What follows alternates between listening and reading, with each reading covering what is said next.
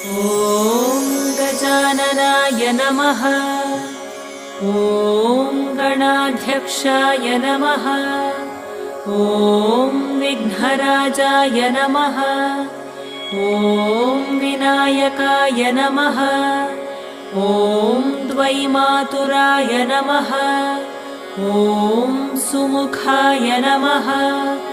ॐ प्रमुखाय नमः। ॐ सन्मुखाय नमः। ॐ कृतिने नमः। ॐ ज्ञानदीपाय नमः। ॐ सुखनिधये नमः।